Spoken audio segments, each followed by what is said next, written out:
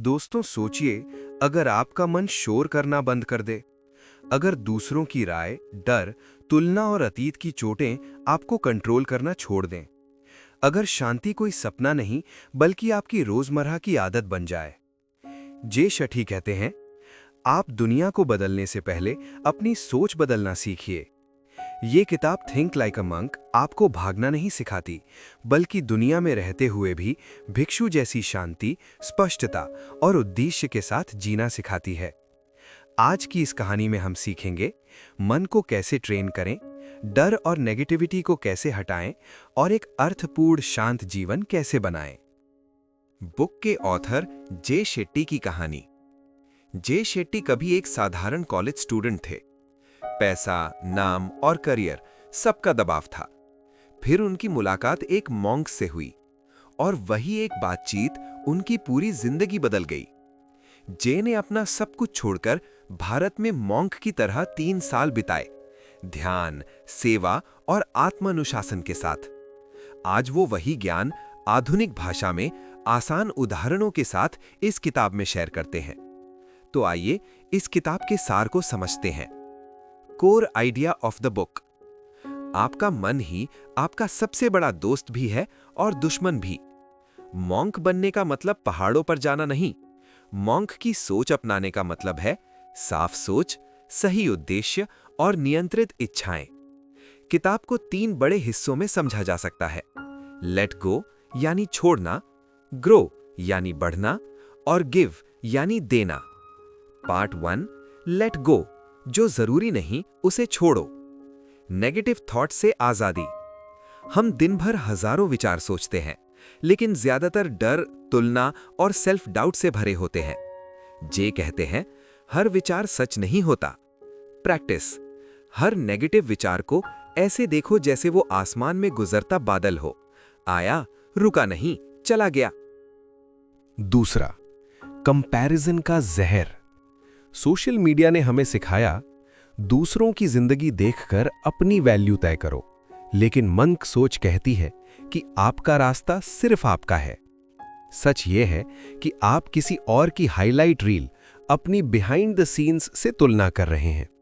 अपनी प्रोग्रेस को अपने ही कल से तुलना करें। तीसरा, फियर और ईगो को पहचानो। डर कहता है अगर फेल हो गए तो, ईगो कहता है लोग क्या कहेंगे।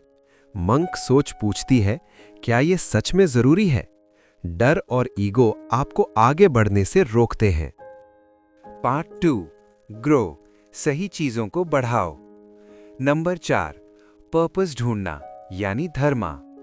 हर इंसान के अंदर एक धर्मा होता है, यानी वो काम जो आपको खुशी देता है और दूसरों की मदद करता है। 3 सवाल खुद से पूछिए। पहला, मुझे किस काम में समय का पता नहीं चलता। दूसरा, लोग किस चीज में मेरी मदद मांगते हैं। तीसरा, दुनिया को किस चीज की सबसे ज्यादा जरूरत है। जहां ये तीनों मिलते हैं वहीं आपका पर्पस है। Number 5, discipline equals freedom. Monk जिंदगी में जल्दी उठते हैं, तय समय पर ध्यान करते हैं और सीमित इच्छाओं में जीते हैं। क्यों? क्योंकि अनुशासन आपको आजाद बनाता है। कहते हैं, जो खुद को कंट्रोल करता है वही दुनिया को हैंडल कर पाता है। 6, माइंड ट्रेनिंग, ध्यान। ध्यान कोई जादू नहीं, ये मन की जिम है। सिंपल प्रैक्टिस, रोज 5 से 10 मिनट, आंख बंद, सांस पर ध्यान। धीरे धीरे ओवरथिंकिंग कम, फोकस ज्यादा और शांति गहरी। पार्ट 3, गिव, वापस देना सीखो। 7, रिश्तों को शुद्ध बनाओ। जय कहते हैं, रिश्ते एक्सपेक्टेशन से नहीं, अप्रिसिएशन से चलते हैं। बिना शर्त प्यार, सुनना सीखना, माफ करना, ये सब मंक सोच सिखाती है। 8, सर्विस, सबसे ऊंचा सुख। सच्ची खुशी लेने में नहीं, देने में है। जब आप किसी के काम आते हैं तो आपका ईगो छोटा और दिल बड़ा हो जाता है।